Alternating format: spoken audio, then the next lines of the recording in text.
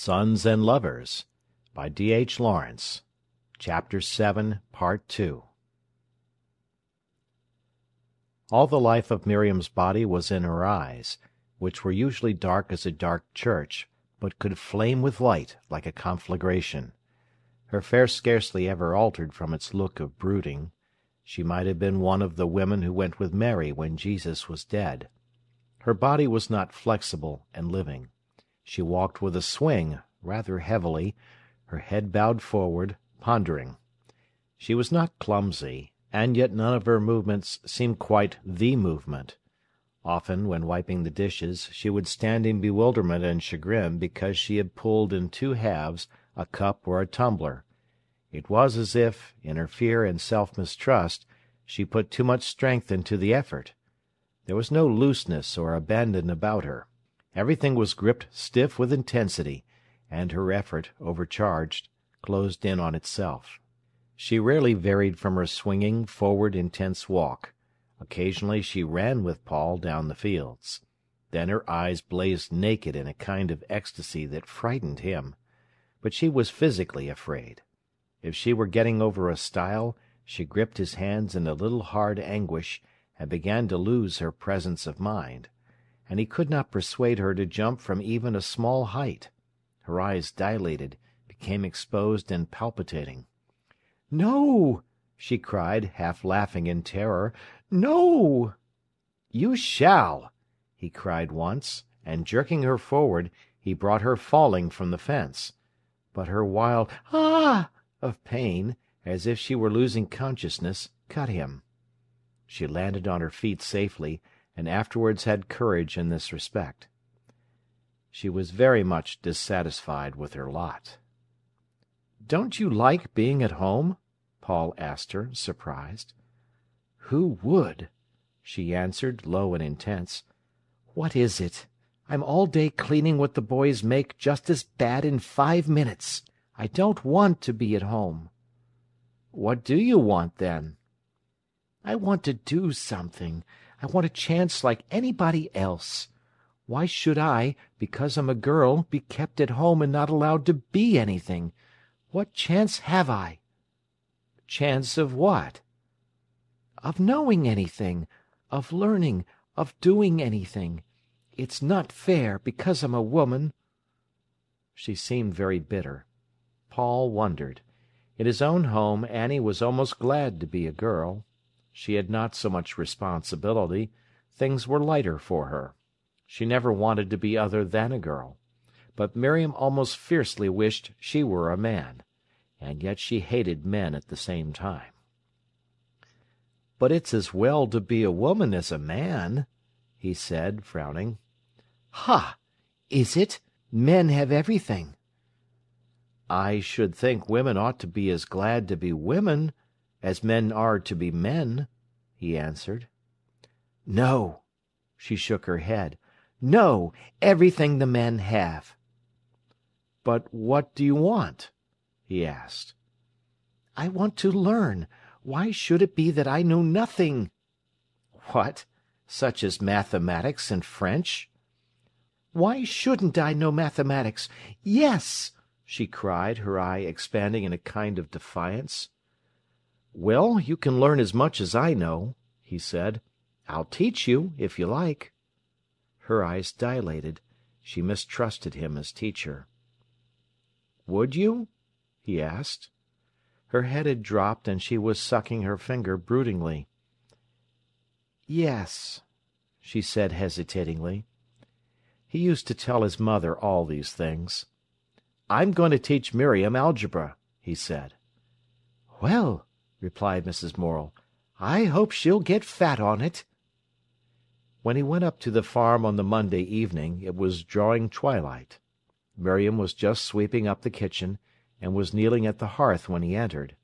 Everyone was out but her. She looked round at him, flushed, her dark eyes shining, her fine hair falling about her face. "Hello," she said, soft and musical. "I knew it was you."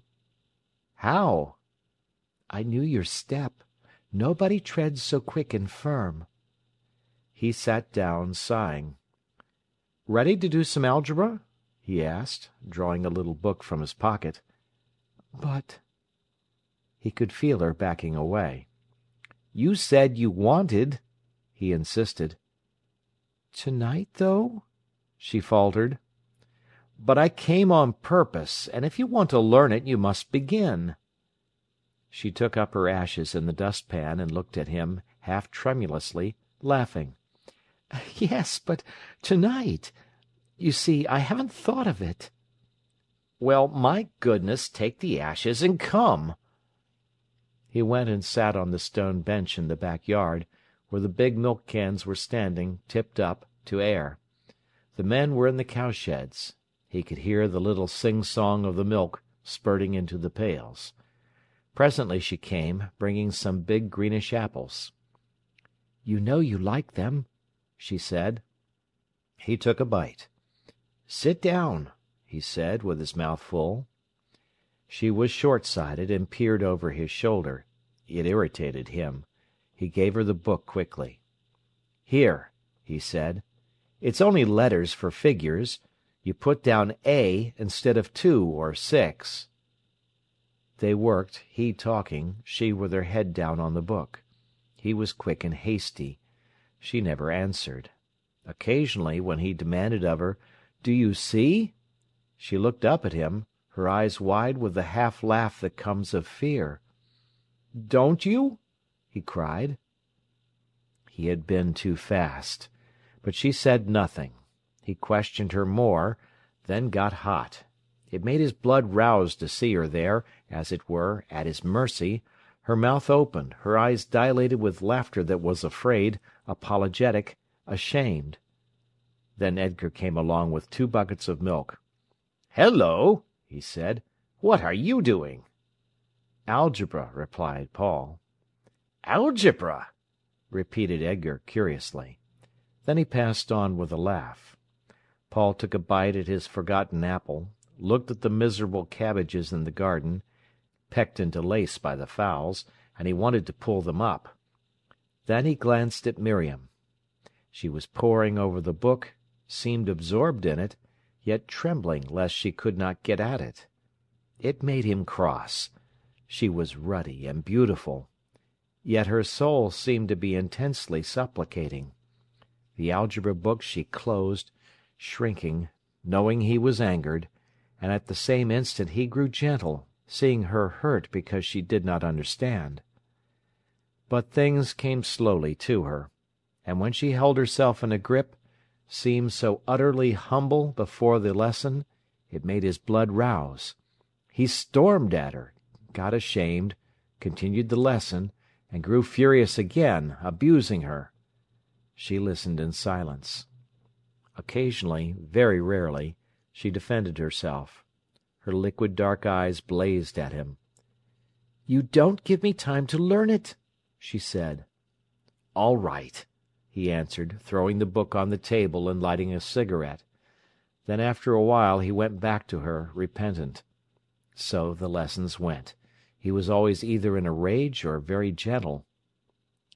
"What do you tremble your soul before it for?" he cried. "You don't learn algebra with your blessed soul. Can't you look at it with your clear, simple wits?" Often, when he went again into the kitchen, Mrs. Leivers would look at him reproachfully, saying, "Paul, don't be so hard on Miriam. She may not be quick, but I'm sure she tries."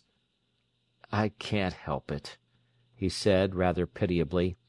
"I go off like it." "You don't mind me, Miriam, do you?" he asked of the girl later. "No," she reassured him in her beautiful, deep tones. "No, I don't mind." "Don't mind me. It's my fault." But, in spite of himself, his blood began to boil with her. It was strange that no one else made him in such fury. He flared against her. Once he threw the pencil in her face. There was a silence. She turned her face slightly aside. "I didn't—" he began, but got no farther, feeling weak in all his bones. She never reproached him or was angry with him. He was often cruelly ashamed. But still again his anger burst like a bubble surcharged, And still, when he saw her eager, silent, as it were, blind face, he felt he wanted to throw the pencil in it. And still, when he saw her hand trembling and her mouth parted with suffering, his heart was scalded with pain for her. And because of the intensity to which she roused him, he sought her. Then he often avoided her and went with Edgar. Miriam and her brother were naturally antagonistic. Edgar was a rationalist who was curious, and had a sort of scientific interest in life. It was a great bitterness to Miriam to see herself deserted by Paul for Edgar, who seemed so much lower. But the youth was very happy with her elder brother. The two men spent afternoons together on the land or in the loft doing carpentry, when it rained. And they talked together, or Paul taught Edgar the songs he himself had learned from Annie at the piano.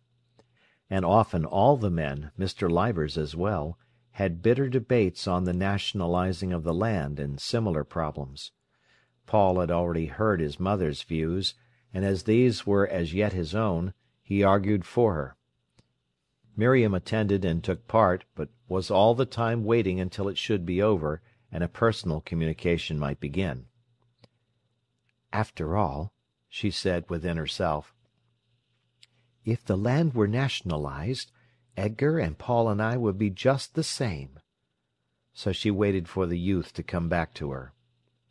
He was studying for his painting. He loved to sit at home, alone with his mother, at night, working and working. She sewed or read. Then, looking up from his task, he would rest his eyes for a moment on her face, that was bright with living warmth, and he returned gladly to his work. "I can do my best things when you sit there in your rocking-chair, Mother," he said. "I'm sure!" she exclaimed, sniffing with mock scepticism. But she felt it was so, and her heart quivered with brightness. For many hours she sat still, slightly conscious of him labouring away, whilst she worked or read her book. And he, with all his soul's intensity directing his pencil, could feel her warmth inside him like strength.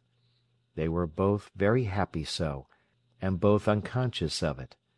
These times, that meant so much, and which were real living, they almost ignored. He was conscious only when stimulated. A sketch finished, he always wanted to take it to Miriam. Then he was stimulated into knowledge of the work he had produced unconsciously. In contact with Miriam he gained insight. His vision went deeper. From his mother he drew the life-warmth, the strength to produce. Miriam urged this warmth into intensity like a white light. When he returned to the factory, the conditions of work were better. He had Wednesday afternoon off to go to the art school, Miss Jordan's provision, returning in the evening. Then the factory closed at 6 instead of 8 on Thursday and Friday evenings.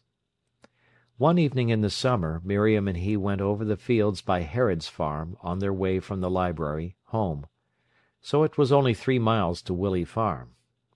There was a yellow glow over the mowing grass, and the sorrel heads burned crimson.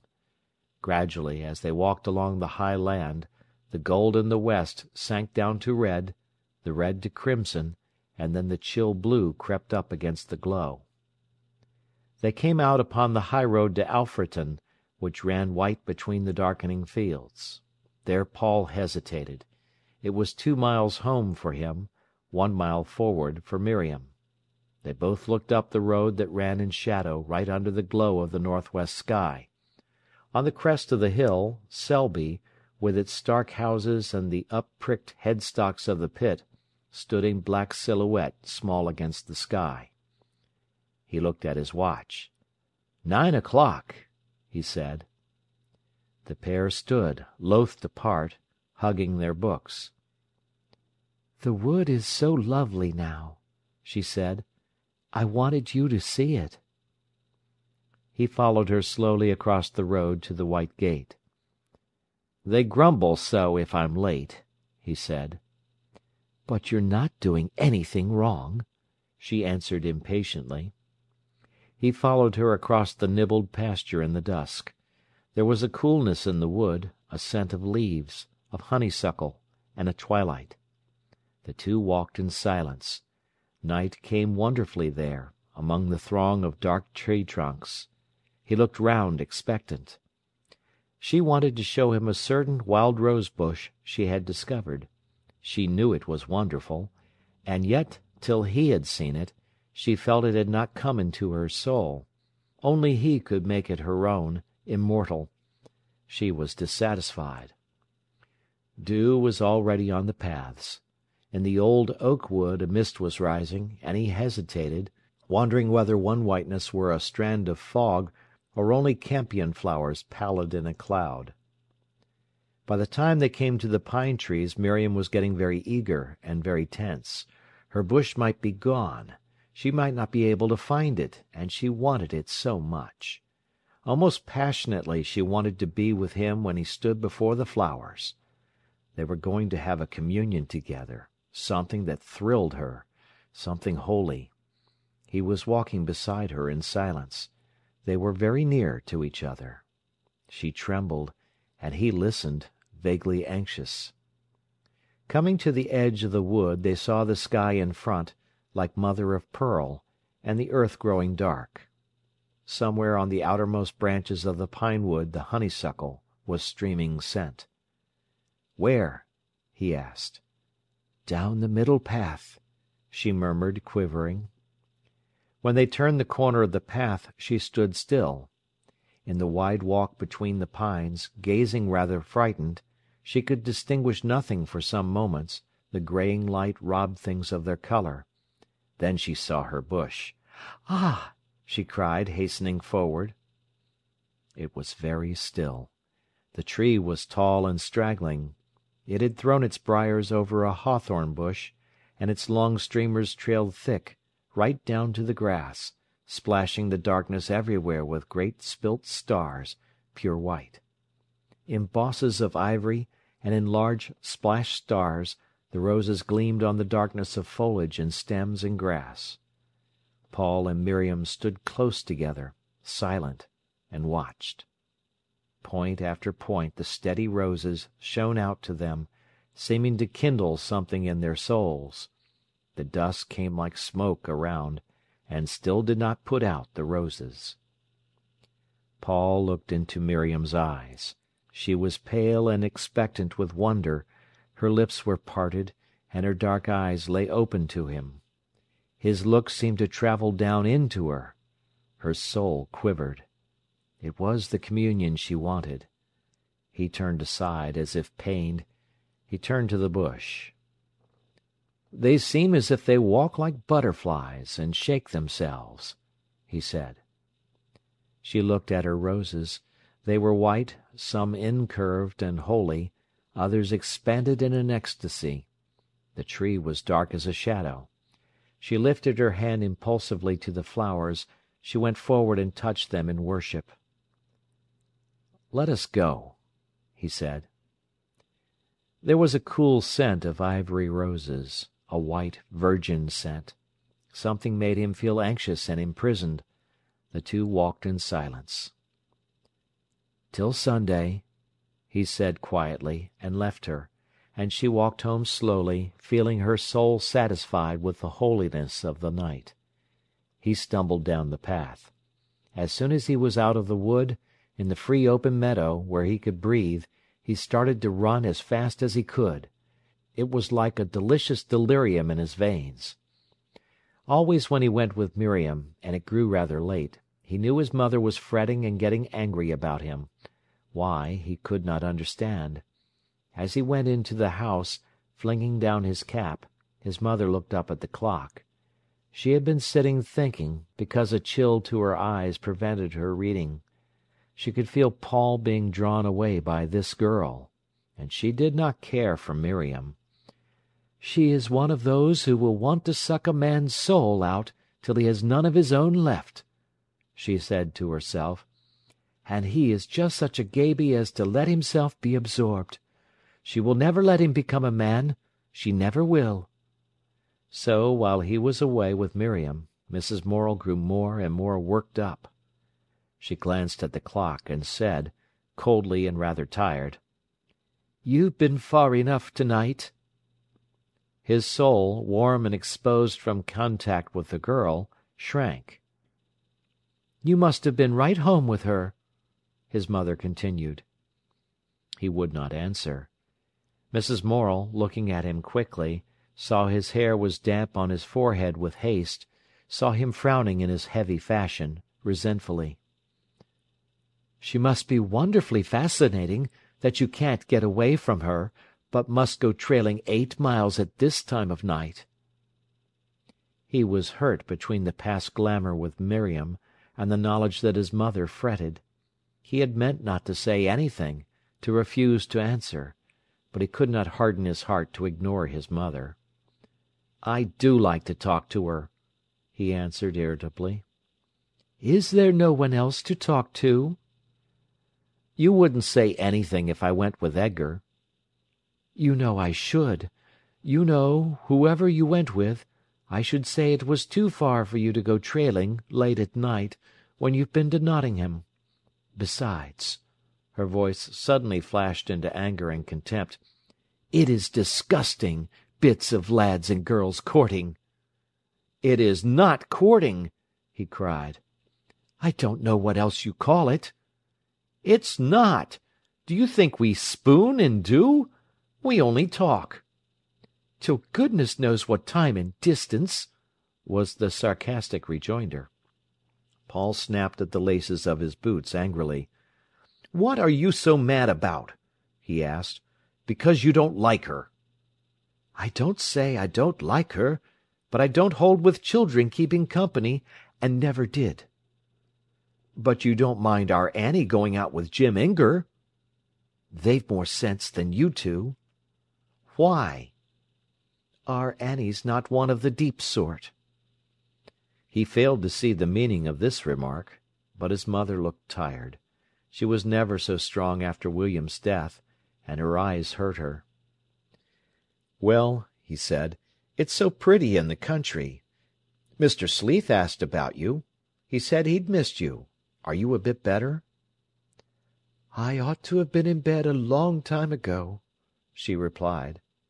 "Why, mother, you know you wouldn't have gone before 10:15." "Oh, yes, I should." "Oh, little woman, you'd say anything now you're disagreeable with me, wouldn't you?" He kissed her forehead that he knew so well, the deep marks between the brows, the rising of the fine hair, greying now, and the proud setting of the temples. His hand lingered on her shoulder after his kiss. Then he went slowly to bed. He had forgotten Miriam. He only saw how his mother's hair was lifted back from her warm, broad brow, and somehow she was hurt. Then the next time he saw Miriam, he said to her, "Don't let me be late tonight, not later than 10 o'clock. My mother gets so upset."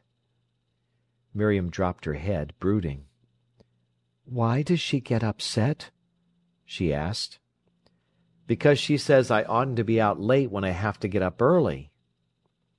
"Very well," said Miriam rather quietly, with just a touch of a sneer. He resented that, and he was usually late again. That there was any love growing between him and Miriam neither of them would have acknowledged. He thought he was too sane for such sentimentality, and she thought herself too lofty.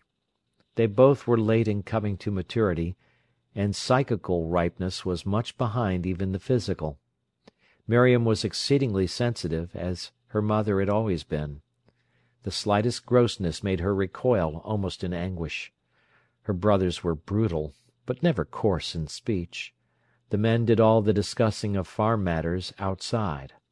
But, perhaps, because of the continual business of birth and of begetting which goes on upon every farm, Miriam was the more hypersensitive to the matter, and her blood was chastened almost to disgust of the faintest suggestion of such intercourse.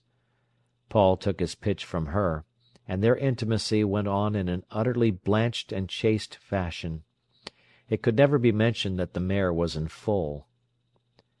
When he was 19, he was earning only 20 shillings a week, but he was happy. His painting went well, and life went well enough. On the Good Friday he organised a walk to the Hemlock Stone. There were 3 lads of his own age, then Annie and Arthur, Miriam and Geoffrey. Arthur, apprenticed as an electrician in Nottingham, was home for the holiday. Morel, as usual, was up early, whistling and sawing in the yard. At 7 o'clock the family heard him buy 3 pennyworth of hot-cross buns. He talked with gusto to the little girl who brought them, calling her "my darling." He turned away several boys who came with more buns, telling them they had been kested by a little lass. Then Mrs. Morel got up, and the family straggled down. It was an immense luxury to everybody, this lying in bed just beyond the ordinary time on a week-day. And Paul and Arthur read before breakfast, and had the meal unwashed, sitting in their shirt-sleeves. This was another holiday luxury. The room was warm. Everything felt free of care and anxiety. There was a sense of plenty in the house. While the boys were reading, Mrs. Morel went into the garden. They were now in another house, an old one, near the Scargill Street home, which had been left soon after William had died. Directly came an excited cry from the garden. "Paul! Paul, come and look!" It was his mother's voice. He threw down his book and went out. There was a long garden that ran to a field. It was a grey, cold day, with a sharp wind blowing out of Derbyshire. 2 fields away Bestwood began, with a jumble of roofs and red house ends, out of which rose the church tower and the spire of the Congregational Chapel. And beyond went woods and hills, right away to the pale great heights of the Pennine chain. Paul looked down the garden for his mother. Her head appeared among the young currant bushes. "Come here!" she cried. "What for?" he answered. "Come and see." She had been looking at the buds on the currant trees. Paul went up. "To think," she said, "that here I might never have seen them." Her son went to her side.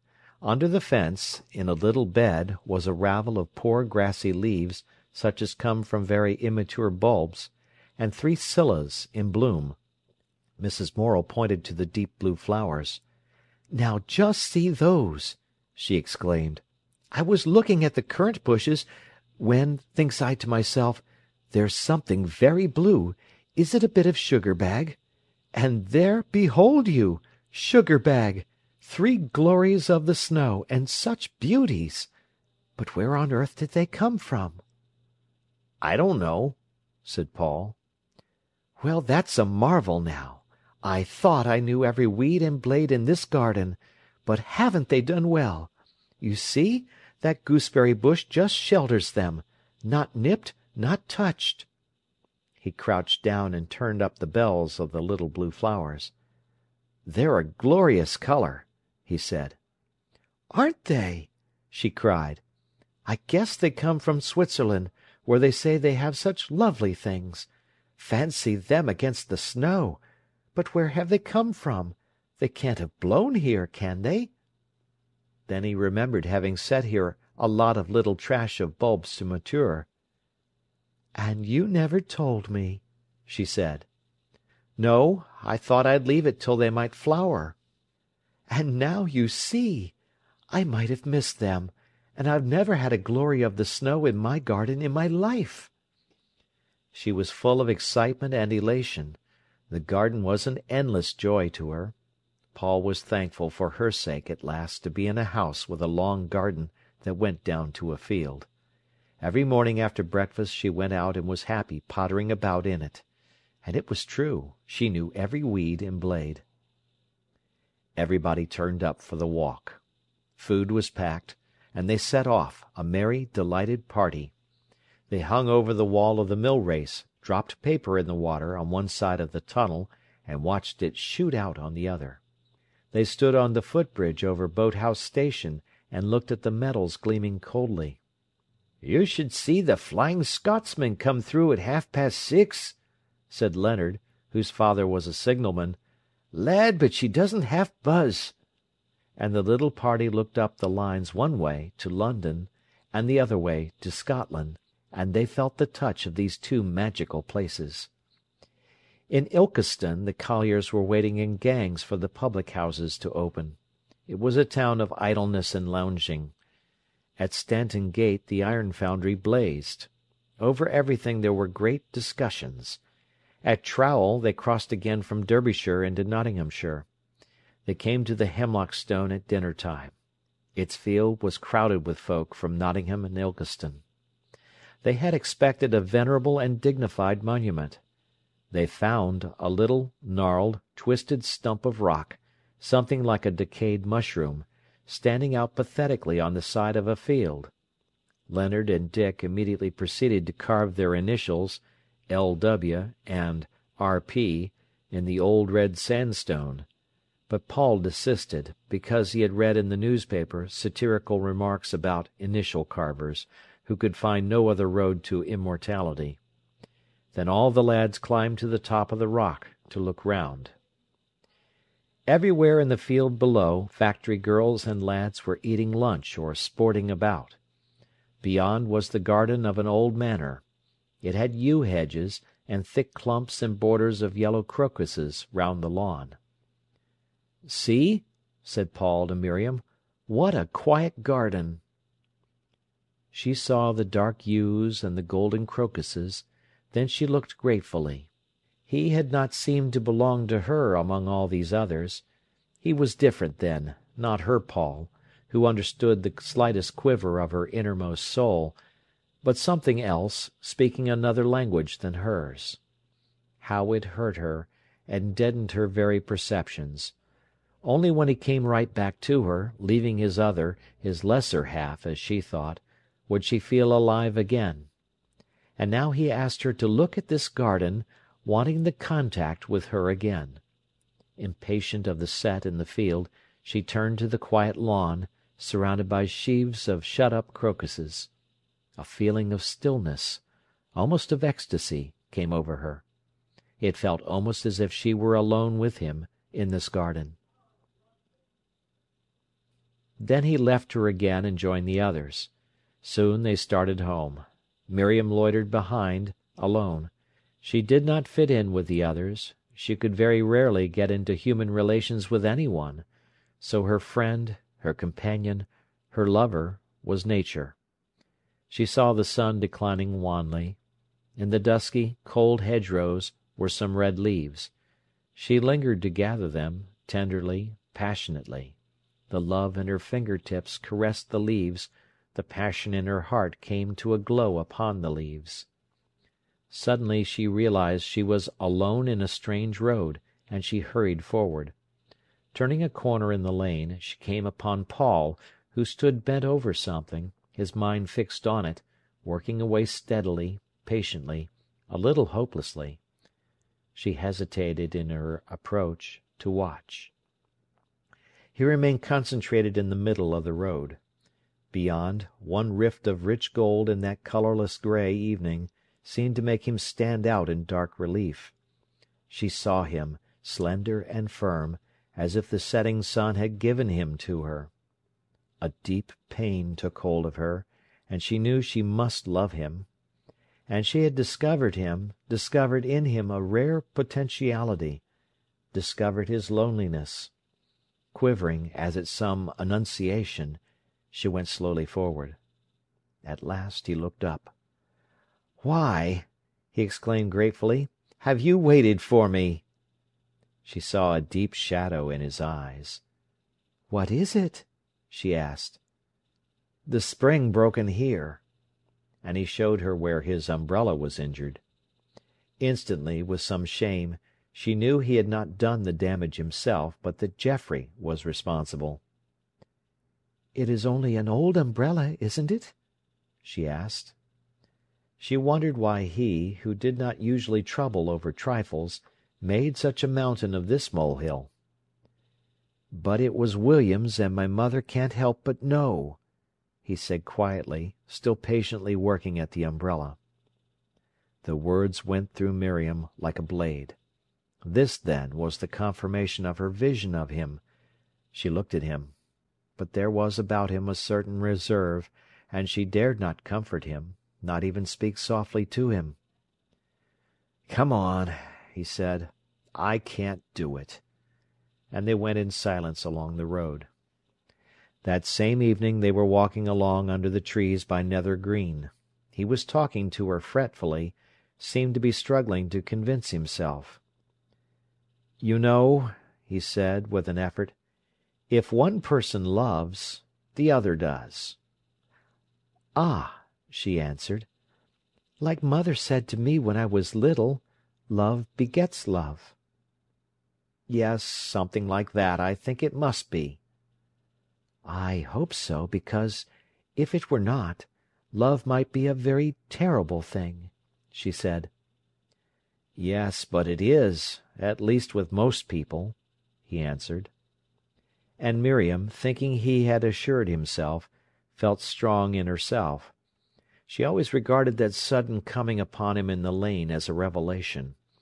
And this conversation remained graven in her mind as one of the letters of the law. Now she stood with him and for him. When, about this time, he outraged the family feeling at Willey Farm by some overbearing insult, she stuck to him and believed he was right. And at this time she dreamed dreams of him, vivid, unforgettable. These dreams came again later on, developed to a more subtle psychological stage. End of Part 2 of Chapter 7.